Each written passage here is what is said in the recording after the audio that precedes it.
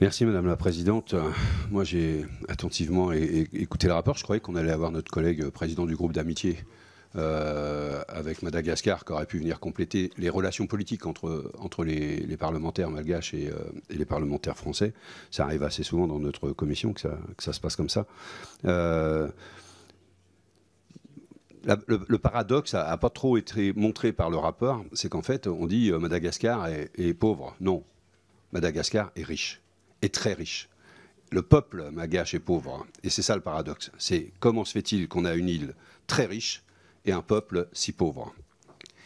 Et quand on gratte, et peut-être vous avez gratté, pourquoi eh bien, on s'aperçoit que les sociétés qui exploitent l'île de Madagascar ne reversent que très peu de redevances d'impôts pour cette exploitation, ce qui relève quasiment du pillage, puisque quasiment rien. Et sur ce qui est reversé à l'État, la corruption, et là vous en avez parlé, capte une partie de ce peu de richesse qui est reversé pour le peuple malgache.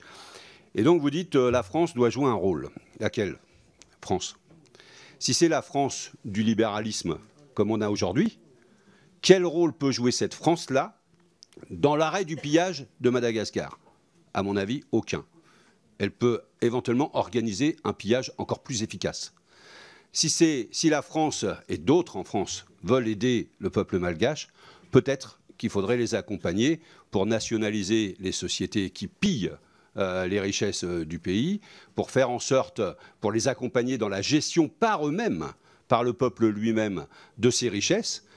Et donc, il y a un vrai travail à faire. Mais ce n'est pas du tout, la philosophie qui existe dans les relations entre la France et le pouvoir malgache et le peuple malgache.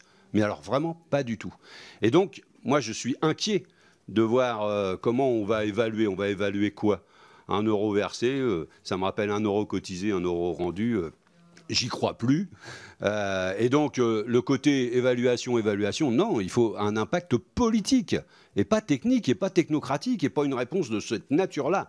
Il faut un acte politique fort en direction du peuple malgache et de Madagascar. Et moi, je reviens sur ce que nous a dit notre collègue socialiste, c'est qu'à Madagascar, il y a aussi une des plus grandes richesses de la biodiversité au monde.